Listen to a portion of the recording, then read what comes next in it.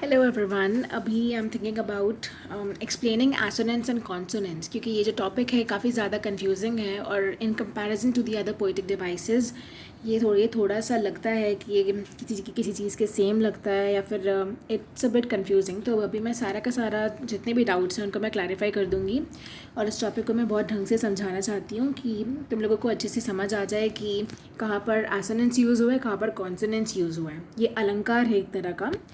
तो अभी देखते हैं। Assonance. It is the repetition of identical or similar vowel sounds in a series of words, phrases and or syllables.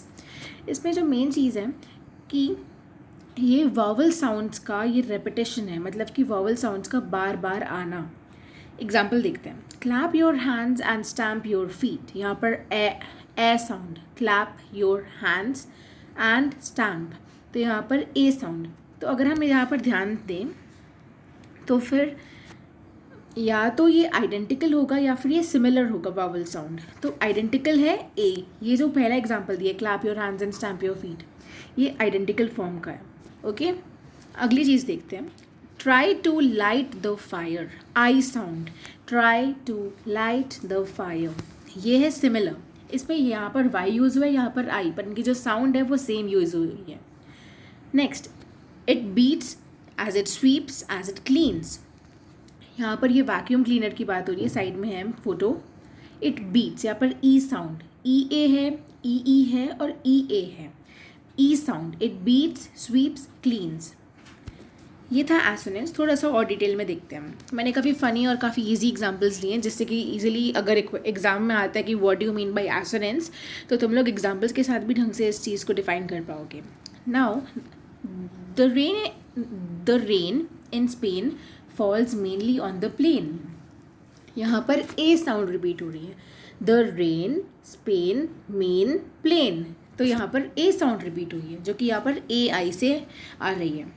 Assonance, it is the repetition of identical और similar vowel sounds, जैसे कि a land laid waste with all its young men slain, यहाँ पर A sound हो रही है। Lead में, waste में और स्लेन में, ये तीन वर्ड्स हैं, लेड, वेस्ट, स्लेन, तो यहाँ पर ए साउंड रिपीट हो रही है। अब कॉन्सोनेंट्स पे जाते हैं। It is the repetition of consonant sounds. Consonant sounds, पहले एग्जाम्पल देखते हैं। The fair breeze blew, the white foam flew, the furrow followed free. अब इसको देखने के बाद तुम लोगों ने क्या गेस किया होगा? मेरे हिसाब से तुम्हारे मन के अंदर वही आया होगा जो कि मैंने इसको देखने के बाद सोचा था कि ये हल्का सा एलिट्रेशन की तरह है। मतलब कि यहाँ पर बी रिपीट हुआ, एफ रिपीट हुआ और एफ लास्ट लाइन के अंदर रिपीट हुआ, तो ये चीज़ एलिट्रेशन की भी है। तो अगर ये वाला एग्जांपल है, सो ये वाला एग्जांपल एक कॉमन एग्जांपल है कॉन्सोनेंट का भी और एलिट्रेशन का भी। एलिट्रेशन मतलब कि कोई भी एक अक्षर अगर किसी भी सेंटेंस के वर्ड्स के इनिशियल में कि बिगनिंग के अंदर आता है। द फेयर ब्रीज ब्लू, यहाँ पर कौन सी साउंड है जो कि एक कॉन्सोनेंट की है? ब साउंड। नेक्स्ट है फोम फ्लू, फ साउंड, और लास्ट के अंदर भी फ साउंड। थोड़ा सा और क्लैरिफाई करते हैं। Snuffles at my feet for what I my drop और किक अप, तो लास्ट के अंदर प साउंड। अगला देखते हैं। Sucks and slobbers the stone snots through its lips, sucks, snobbers, stones, snots, its lips, इन सब की एंड के अंदर स की साउंड आ रही है। तो ये भी कॉन्सोनेंट्स का एग्जाम्पल है क्योंकि स एक कॉन्सोनेंट साउंड है। वैसे ही स्टोन्स, स्नॉट्स, इट्स, यहाँ पर बीच में और लास्ट में जो स्टोन्स है उसके सेकेंड वर्ड में, वैसे ही लास्ट में ट की साउंड आ रही है। तो कॉन्सोनेंट्स और एलिट्रेशन के बीच का यही अंतर है कि एलिट्रेशन के अंदर साउंड सेम हो या ना हो, जो अक्षर है वो इनिशियली ही आता है, अक्षर वर्ड के स्टार्टिंग के अंदर ही आता है, पहला अक्षर ही होगा सेम। और जो कॉन्सोनेंट्स है उसमें वो अक्षर बीच के अंदर भी आ सकता है, एंड में भी आ सकता है और स्टार्टिंग में भी आ सकता है, और वो जो अक्षर है वो एक कॉन्सोनेंट होगा।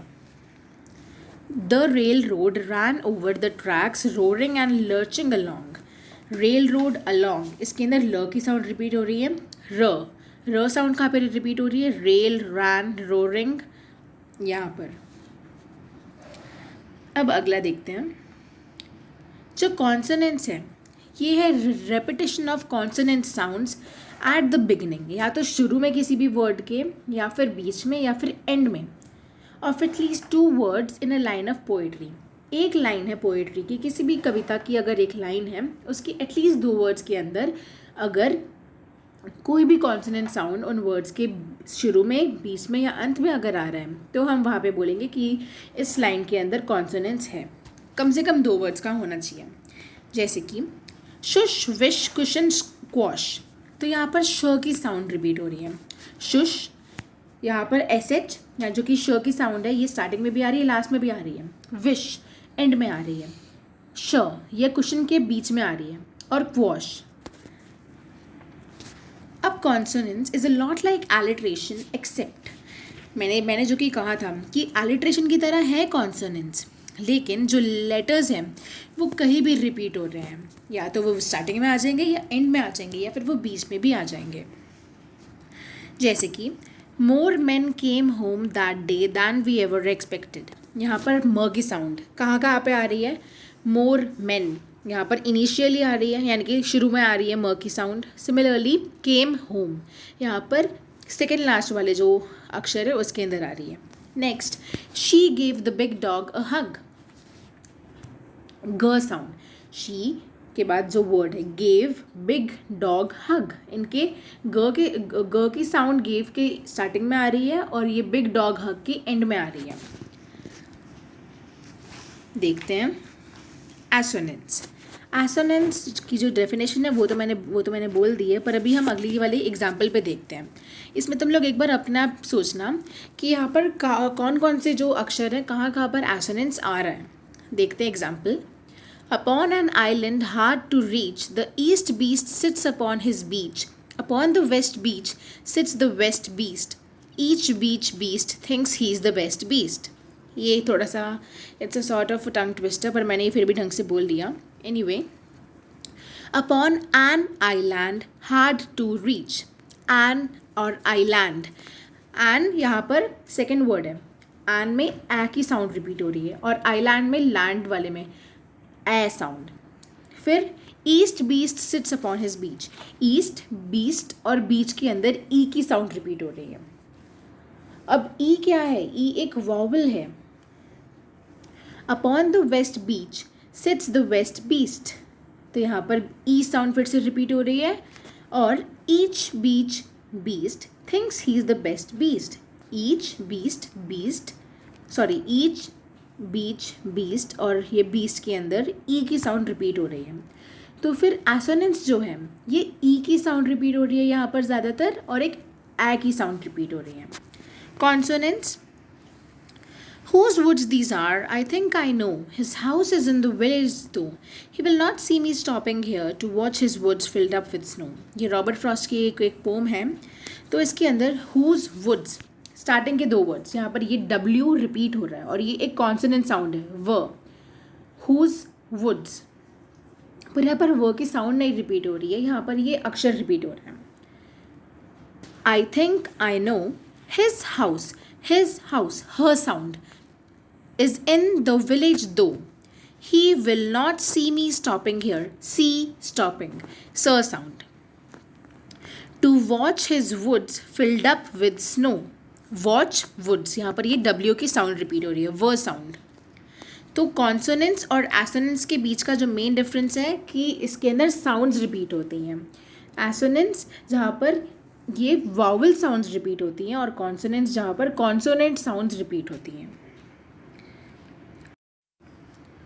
अब अगर बाई चांस अगर तुम्हें थोड़ी सी कन्फ्यूजन हो रही है कि वॉवल साउंड्स क्या होते हैं और कॉन्सोनेंट साउंड्स क्या होते हैं, तो हिंदी के जो स्वर और व्यंजन होते हैं, स्वर मतलब कि वॉवल साउंड्स, अ आ ई ऊ ऊ ए ओ ओ, तो ये हैं वॉवल साउंड्स। और बाकी के जो व्यंजन होते हैं क ख ग ग, all these are consonant sounds.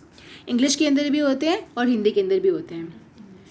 Hindi के अंदर होते हैं स्वर और व्यंजन, और इंग्लिश के अंदर होते हैं वॉवल्स एंड कॉन्सोनेंट्स। तो जहाँ जहाँ पर लाइंस ऑफ पोइट्री के अंदर वॉवल साउंड्स रिपीट होती हैं वहाँ पर आएगा एसोनेंट्स, और जहाँ जहाँ पर किसी भी पोइटिक लाइन के अंदर कॉन्सोनेंट साउंड्स रिपीट होती हैं वहाँ पर आएगा कॉन्सोनेंट्स। अब कॉन्सोनेंट्स एलिट्रेशन की बिल्कुल सिमिलर है, लेकिन उनमें एक डिफरेंस है कि जो रिपीटेड कॉन्सोनेंट साउंड्स हैं वो कहीं भी हो सकते हैं वर्ड्स के अंदर, जैसे कि सिल्कन, सैड, अनसर्टन, रसलिंग। अगर हम इन वर्ड्स को ध्यान से देखें तो यहाँ पर स्टार्टिंग के दो वर्ड्स के अंदर सिल्कन और सैड के अंदर स की साउंड तो रिपीट हो रही है, पर ये स्टार्टिंग के अंदर है। नेक्स्ट टू वर्ड्स के अंदर अनसर्टन और रसलिंग यहाँ पर बीच के अंदर आ रही है साउंड, और यहाँ पर दोनों जगह पे यहाँ पर दोनों जगह पे सी नहीं यूज़ हुआ है और ना ही यहाँ पर दोनों जगह पे एस यूज़ हुआ है। एक में सी यूज़ हुआ है और एक में एस यूज़ हुआ है, पर इनकी जो लोकेशन है वो वर्ड्स के बीच के अंदर है। अगर आपको एलिट्रेशन का एग्जाम्पल देना होता किसी भी लाइन के अंदर, तो अगर वहाँ पर वर्ड्स के स्टार्टिंग के अंदर अगर कोई एक लेटर रिपीट हो रहा है तब वहाँ पे एलिट्रेशन आएगा, पर अगर वो साउंड या वो अक्षर वर्ड के बीच के अंदर है या एंड में है, कहीं भी है, तब आप उसको कॉन्सोनेंट्स की कैटेगरी के अंदर आप डाल सकते हैं। I hope you found this video useful, और अगर आपको अच्छा लगा so please tell me in the comment section, and thank you very much and sorry for the delay in the video, क्योंकि मुझे कुछ समझ नहीं आ रहा था कि मैं किस चीज़ पे वीडियो बनाऊँ और मैं क्या करूँ। तो मैंने बस, मेरे को जो टॉपिक थोड़ा सा कन्फ्यूजिंग लग रहा था, मैंने सीधा उसी को लेके एक वीडियो बनाया है। आई होप कि तुम्हारे कॉन्सेप्ट्स क्लियर हो गए होंगे। कोई भी डाउट है तो तुम लोग पूछ सकते हो। Thank you.